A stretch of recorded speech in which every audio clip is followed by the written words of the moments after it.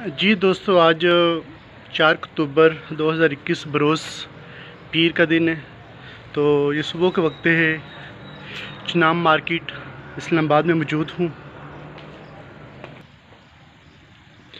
आज हम लोग अपनी हर चीज़ की कदर करते हैं, लेकिन अल्लाह ताला के पाक और मुक़द्दस कलाम को आज हम लोगों ने नज़रअंदाज कर दिया है। इसी वजह से आज हमारे कारोबार में बरकत नहीं है। हमें चीज़ जहाँ पर हम लोग अपनी चीज़ों की कदर करते हैं, वहाँ पर अल्लाह ताला के पाक और मुक़द्दस कुरान पाक के लिए अल्लाह ताला के पाक और जो मुक़द्दस नाम है, इसके लिए भी हम अपनी मार्केटों के अंदर बड़े से खूबसूरत से बॉक्स तैयार करें, जहाँ पर अल्लाह ताला के पाक और मुक़द्दस नाम महफूज किए जा सकें।